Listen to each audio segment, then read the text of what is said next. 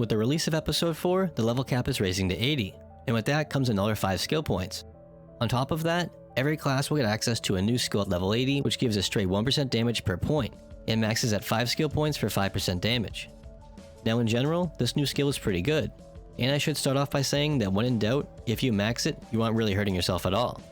However, due to limited skill points, some classes may still benefit from taking other things in their tree than this new skill. Though it should be mentioned now that this mostly applies to main classes, as you'll most likely always want to take this new skill on all of your subclasses. And with that out of the way, let's break down how you might want to spend your new points on each class. Starting with some classes that can take this new skill without any second thought are Fighter and Summoner, as you should already have just about everything you would need on each class currently, and this would likely get the most out of your new skill points too. For Braver, any pure bow or katana build should have plenty of extra points left over after taking the essentials to get this new skill at 80. For Hybrids though, you can either spend your points on the new skill, or flesh out the bottom of your tree and grab anything else you might have been missing. You'll benefit from pretty much whatever you pick, so just choose what suits you best. Now with Bouncer, it's also pretty simple, as at 75, with all of the client order skill points, you should already have everything you need. And you also don't really need to max your stance criticals either. So at 80, you can either take Elemental PP Restorate Field or the new skill. Both cost 5 points, so it comes down to if you want more damage or more sustainability. Ranger is also a pretty straightforward one too, as the new level 80 skill is probably the best use of your new points as there's already enough to take your core. You could however instead spread those points into PP Preservation Bullet if it wasn't already maxed, or even opt to toss a few points into Advanced Dive Roll if you are having trouble staying alive.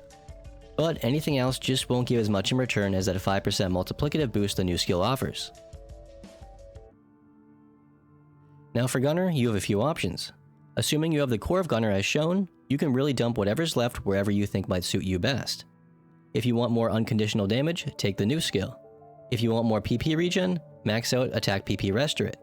If you want more damage on your stylish roll abilities, you can mostly max those out now too. And depending on what you had spec'd into before, you could even do any combination of any of these and it could work out pretty well too. Just fill in the gaps where you see fit.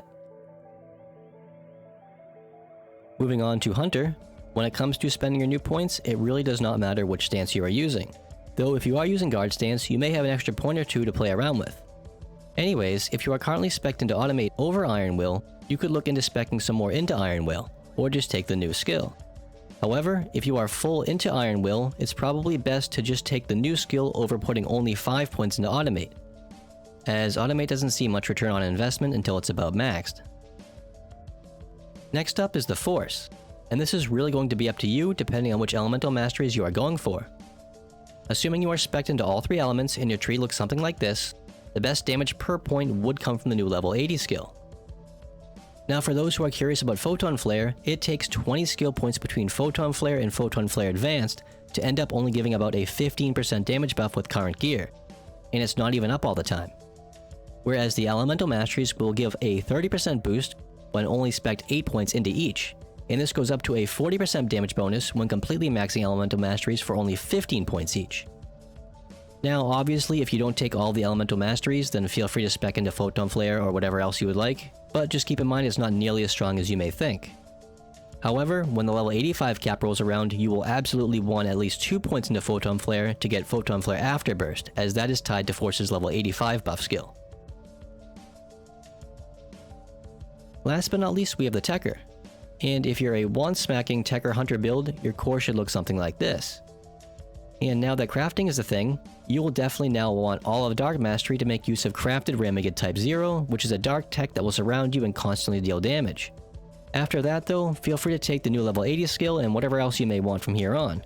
Just remember that you won't really be casting with the Techter Hunter, so you will have a lot of extra points laying around. Moving on to a melee caster hybrid build that would make use of a fighter or summoner sub for Techter, the core of your build might look something like this.